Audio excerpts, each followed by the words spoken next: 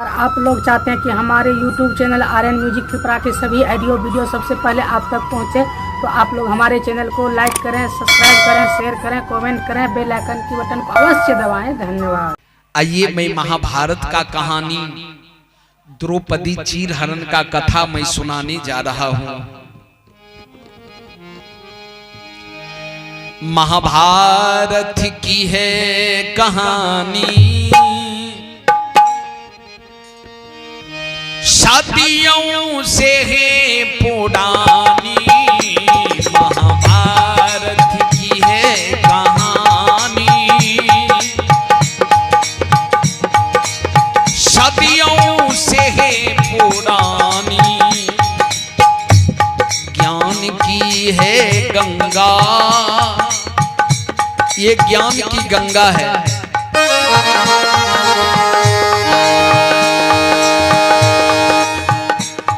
ज्ञान की है गंगा, ऋषियों की अमर बानी। ज्ञान की है गंगा, ऋषियों की अमर बानी। महाभारत की है कहानी, सदियों से है पुरानी। महाभारत की है कहानी, सदियों से है पुरानी। ये महाभारत की कहानी है, द्वापर युग की कथा है। पांचों भाई पांडव, धृतराष्ट्र महाराज को 100 पुत्र थे और पांडु को 5 पुत्र थे। पांडु हस्तिनापुर का प्रथम राजा पांडु था। एक ऋषि के श्राप से पांडु का मृत्यु हो गया। पांडु को मृत्यु हो जाने पर धृतराष्ट्र को हस्तिनापुर का राजा बनाया गया, लेकिन आंख का अंधा था, उनको कुछ दिखाई नहीं देता था। क्यों नहीं दिखाई देता था, क्यों अंधा हुए? इसलिए अंधा हो गया कि काशी नरेश अपनी बेटी का स्वयंवर कर रहे थे। राजा संतानु ने सत्यवती से, मछोदरी से विवाह किया।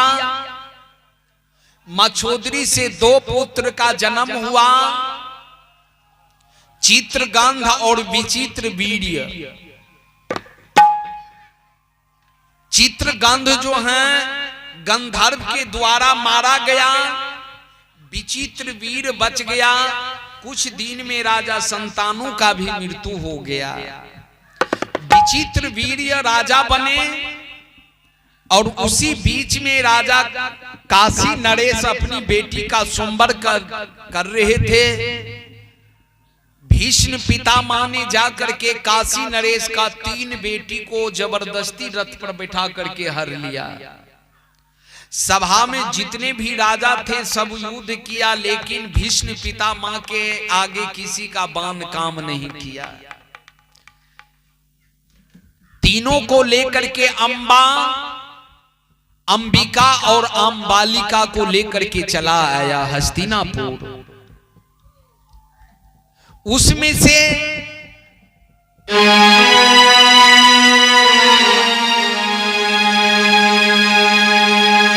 अंबा ने बोली कि मैं शिशुपाल को पहले से पति मान चुकी हूं और आपने मुझे लेकर के चला आया जबरदस्ती।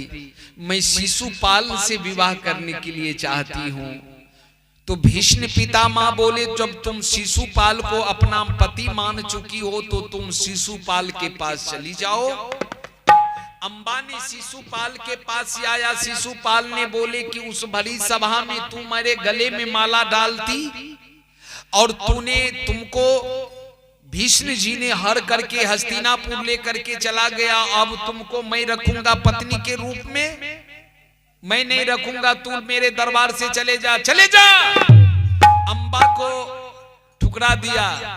अंबा वहां से शिशुपाल के पास से आया भीष्म पितामह के पास, बोले कि शिशुपाल हमको नहीं रखे, बोले कि भीष्म जी ने तुमको हर करके ले गया, अब मैं तुमको नहीं रखूंगा पत्नी के रूप में, तू मेरे घर से चले जाओ।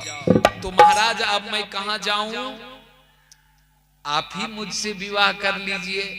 भीष्म पितामह बोले कि मैं तो प्रतिज्ञा कर चुका हूं कि मैं शादी नहीं करूंगा, क्योंकि भीष्म पितामह पिता का वचन का पालन करने वाला पुत्र था। पिता का वचन पालन करने वाला कितने पुत्र था जिसका नाम इतिहास में लिखा है। पिता का वचन पालन करने वाले भगवान राम, जो पिता का वचन पालन करने के लिए 14 वर्ष वनवास के लिए चला गया। भगवान राम पिता का वचन पालन करने वाला भगवान राम सत्यवान श्रवण कुमार परशुराम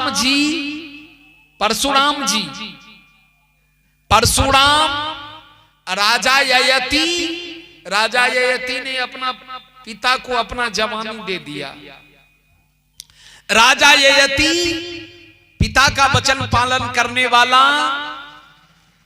ए बाबू, और भीष्म जी पिता का वचन पालन करने वाला पुत्र था। बोले मैं तो प्रतिज्ञा कर चुका हूं विवाह नहीं करूंगा, और तुम कहते हो विवाह करो, लेकिन मैं नहीं करूंगा। बोले नहीं करना पड़ेगा, बोले नहीं करूंगा। उनके गुरु परशुराम जी के पास गया अंबा रोने के लिए। परशुराम जी ने भीष्म जी से बोले, भीष्म जी नहीं माने, दोनों में युद्ध हो गया, घनघोर युद्ध हो गया। अंत में परशुराम जी बोले कि बेटी तुम्हारे लिए तो मैं युद्ध भी किया, जो भीष्म जी मान जाएंगे, लेकिन नहीं मानने वाला है वो विवाह नहीं करेगा, वो कुमारा होने का आजीवन ब्रह्मचारी पालन किया है कि मैं विवाह नहीं करूंगा, इसलिए बेटी वो विवाह नहीं करेगा।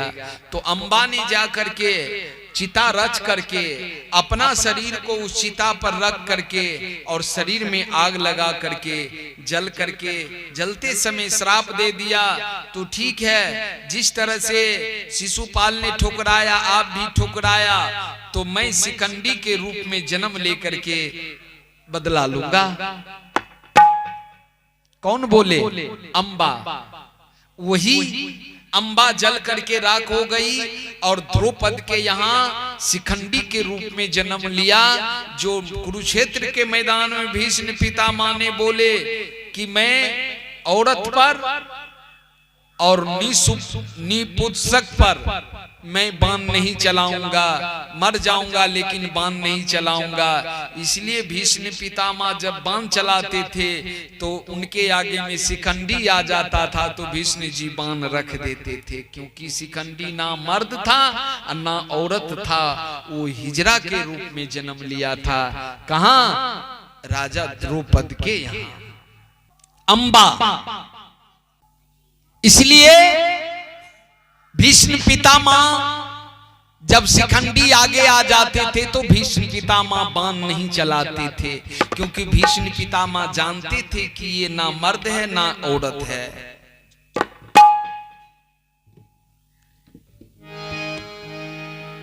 इधर दो रानी बच गई, अंबालिका अंबिका, दोनों का विवाह विचित्र वीर से हो गया। कुछ दिन में विचित्र वीर भी मर गया। अब सत्यवती सोचने लगी कि मेरा राज तो अब इस राजगद्दी पर बैठने वाला कोई संतान नहीं है, मेरा दोनों पुत्र मर गया।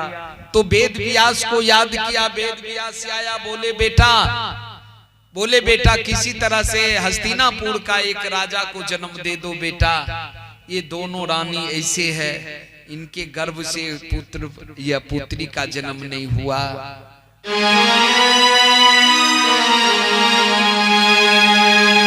बोले मां मुझे 1 वर्ष तपस्या पूरा होने के लिए बच गया, 1 वर्ष पूरा होगा फिर मैं दृष्टि भोग करूंगा, देखने मात्र से ये गर्भवती हो जाएगी, इनके गर्भ से बालक जन्म ले लेगा। 1 वर्ष तपस्या भीष्म पूरा किया वेद व्यास जी, और 1 वर्ष तपस्या पूरा होने पर वेद व्यास जी महाराज आया हस्तिनापुर, बोले कि मां भेजो। अंबालिका को भेजा। अंबालिका जब आई तो भीष्म पितामह को देख करके, उनका रूप देख करके वो आंखें बंद कर लिया। भीष्म ए बाबू वेद व्यास को देख करके अंबालिका आंखें बंद कर लिया। बोले जाओ। सतवती बोली कि बेटा अंबालिका से क्या जन्म लेगा? बोले माँ इनके गर्भ से तो बालक जन्म लेगा, लेकिन अंधा पुत्र जन्म लेगा। बोले क्यों बेटा? बोले इसलिए कि मुझे देख करके आंखें बंद कर लिया।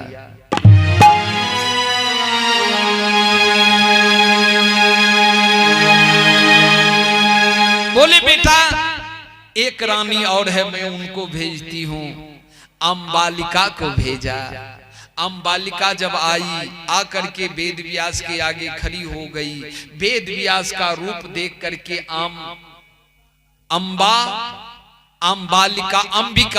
अंबिका आई, और वेद व्यास जी का रूप देख करके वो डर गई। जो ही वो डर गई, वेद व्यास बोले जाओ। सतवती बोली कि बेटा इनके गर्भ से क्या जन्म लेगा? बोले कि माँ इनके गर्भ से तो पुत्र जन्म लेगा, लेकिन वो पीलिया के बीमारी से ग्रस्त रहेगा, कभी उनका शरीर ठीक नहीं रहेगा।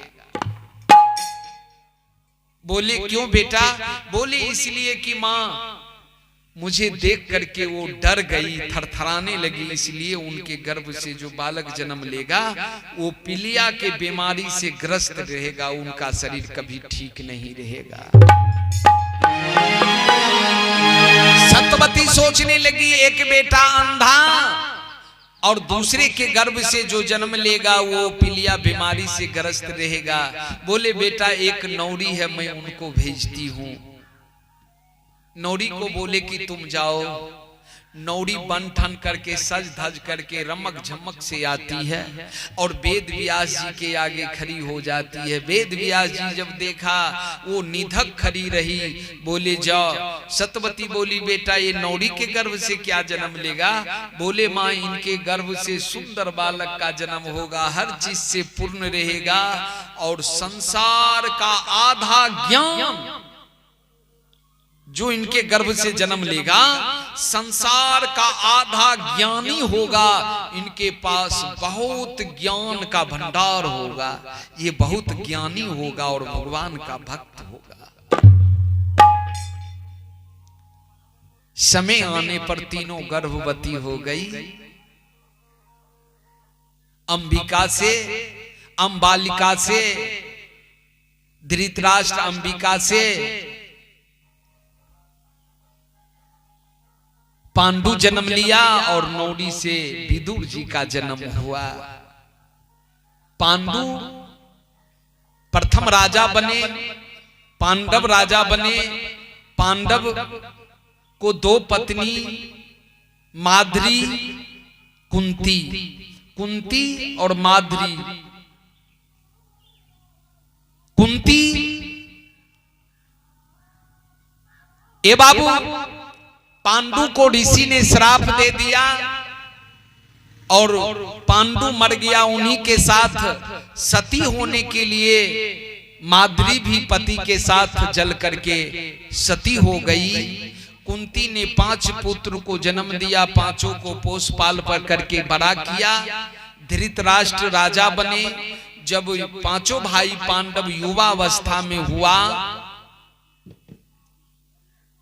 ए बाबू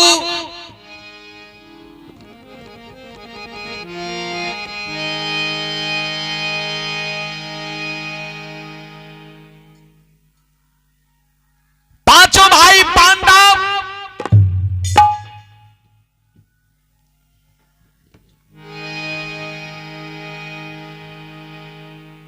एक दिन भीम बोले कि भैया हमारा पिता हस्तिनापुर का राजा था, इसलिए चाचा जी से आधा राज मांग लीजिए और कहिए चाचा जी हमें आधा राज दे दीजिए, हम भी पांचों भाई पांडव गुजर करेंगे। युधिष्ठिर महाराज से बोले, युधिष्ठिर महाराज बोले तो ठीक है चलो। पांचों भाई पांडव राज दरबार में पहुंचे। धृतराष्ट्र महाराज बैठा हुआ था, प्रणाम किया। बोले युधिष्ठिर तुम कहां आए हो? बोले चाचा जी हम आए हैं राज लेने के लिए। बोले राज? बोले हाँ, हम बहुत दिन तक ऐसे भटकते रहे, लेकिन हम पांचों भाई पांडव कितना दिन तक भटकते रहेंगे, इसलिए यहाँ का राजा पहले हमारा पिता था, वो मर गया, इसलिए आप बने राजा, तो हमको इसमें से आधा राज दे दीजिए। देना है तो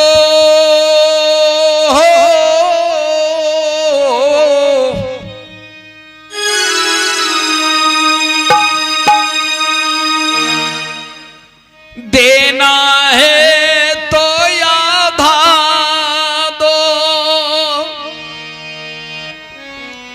उसमें भी ना बाधा हो।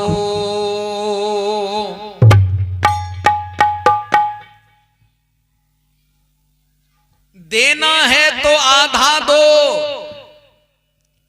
उसमें भी ना बाधा हो।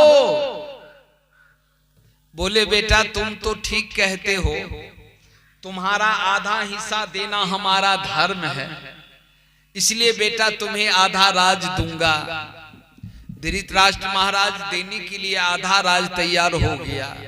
मामा शकुनी जब सुना कि आधा राज पांचों भाई पांडव को दे देंगे, मामा शकुनी ने जा करके, ए बाबू, मामा शकुनी ने जा करके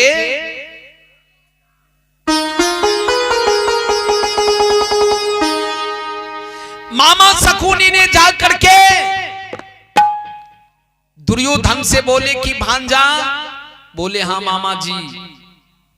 बोले तुम्हारा पिता तो आंख का अंधा है, ये है कर्म का भी अंधा हो गया। बोले क्या हुआ पिताजी? बोले पांचों भाई पांडव को आधा राज देने के लिए तैयार हैं।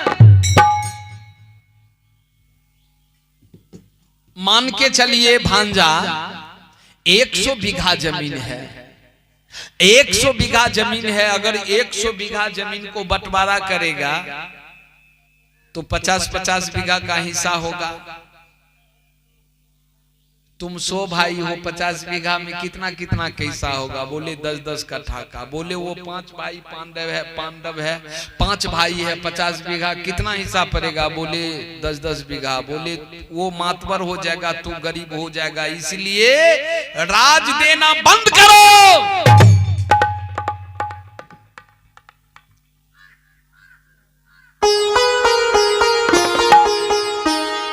बोले राज देना बंद करो। जाकर के अपने पिता से कह दो कि मैं पांचों भाई पांडव को सुई का नोक बराबर राज नहीं दूंगा।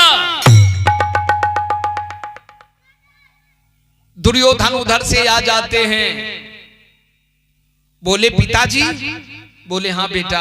बोले पिताजी आप आधा राज देने के लिए, पांचों भाई पांडव को आधा राज देने के लिए तैयार हैं? बोले हाँ बेटा आधा राज तो उनको होगा। बोले नहीं पिताजी, अगर आधा राज दे दीजिएगा तो मैं जिंदा नहीं रहूंगा।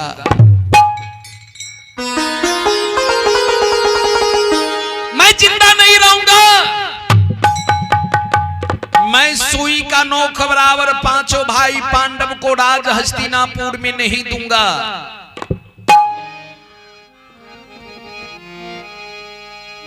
बोले सुई का नोक बराबर राज नहीं दीजिएगा? बोले नहीं।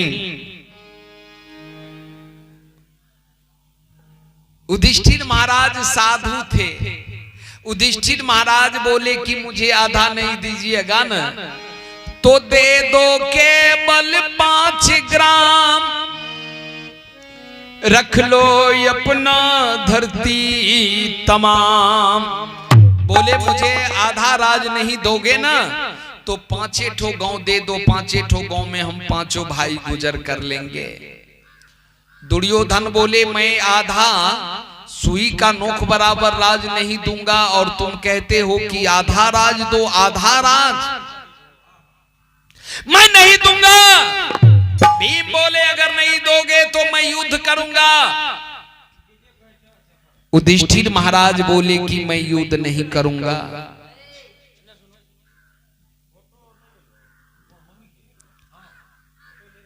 युधिष्ठिर महाराज बोले मैं झगड़ा नहीं करूंगा। बोले भीम अर्जुन नकुल सहदेव बोले हाँ भैया। बोले झगड़ा नहीं करूंगा। बोले क्यों भैया? बोले इसलिए कि जो नहीं लड़ा वो लड़के देखो, जो लड़ गया उनका घर को देखो क्या स्थिति है। जो जीवन में झगड़ा नहीं किया वो समझ रहा है कि झगड़ा आसान है, जो झगड़ा कर लिया उनके लिए बहुत भारी है। क्योंकि जो नहीं लड़ा वो लड़के देखो, जो लड़ गया उनको घर को देखो क्या उनके घर में स्थिति है, बाल बच्चा परिवार का क्या स्थिति है। इसलिए मनुष्य को हमेशा झगड़ा झंझट से हमेशा दूर होकर के जीवन बिताना चाहिए, भगवान का भक्ति करना चाहिए, सत्य कर्म करना चाहिए, सत्य से अपना जीवन को बिताना चाहिए।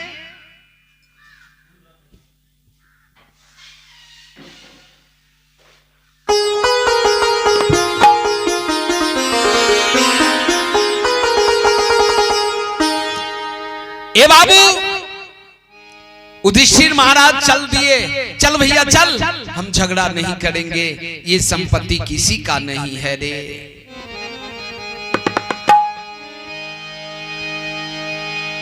भक्ति तो है मुक्ति का खजाना, हाय राम जीवन का क्या ठिकाना, हाय राम जीवन का क्या ठिकाना, हाय राम जीवन का क्या ठिकाना।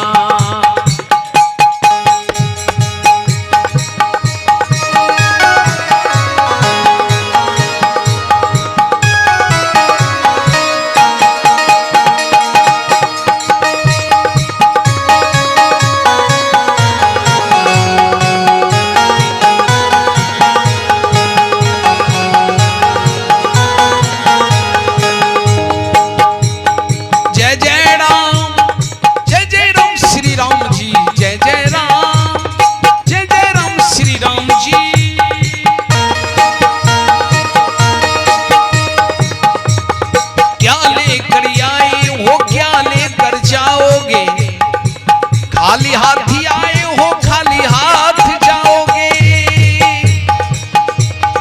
पगला है वो खुद को बेगाना, वो पगला है वो खुद को बेगाना। हाय राम जीवन का क्या ठिकाना, हाय राम जीवन का क्या ठिकाना, हाय राम जीवन का क्या ठिकाना।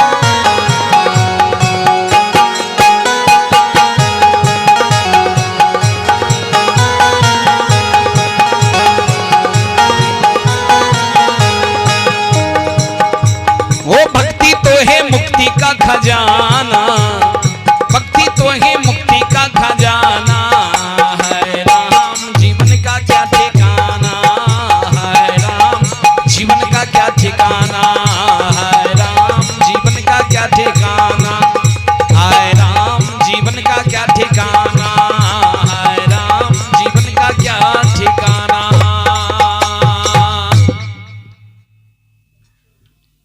भक्ति तो है मुक्ति का खजाना।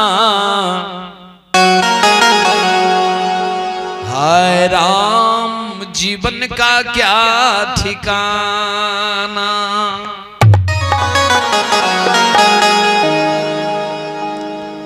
ए बाबू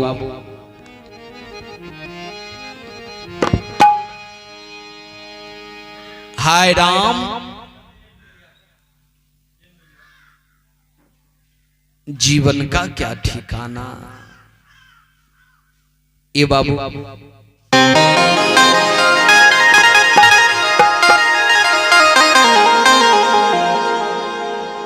पांचों भाई पांडव वहां से अपने स्थान पर आ गए। युधिष्ठिर महाराज अर्जुन से बोले कि अर्जुन तुम जाओ द्वारकापुरी, भगवान कृष्ण को बुला करके लाओ। भगवान से कहेंगे कि प्रभु हमें आधा राज दिला दीजिए। भगवान के कहने पर हमें आधा राज दे देंगे तो हम झगड़ा क्यों करेंगे। जाओ। अर्जुन जी तुरंत रथ को सजाया और रथ को सजा करके अर्जुन जी द्वारकापुरी की ओर चल दिए।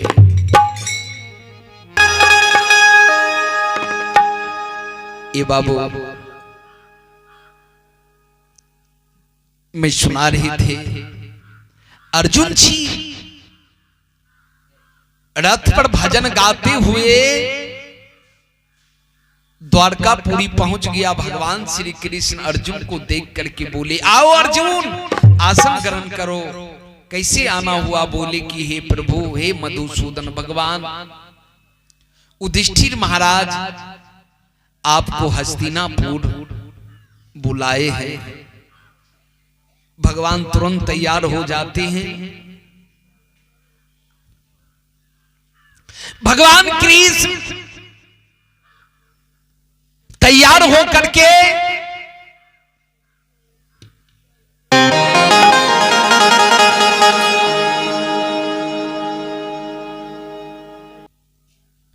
भगवान तैयार हो करके रथ पर बैठ जाते हैं। अर्जुन जी रथ को लेकर के चल दिए।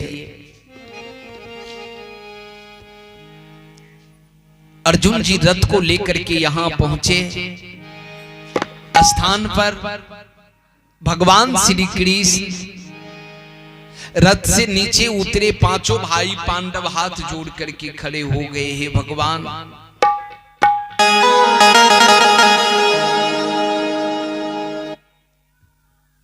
हे प्रभु मैं आपको इसलिए बुलाया हूं भगवान। हे भगवान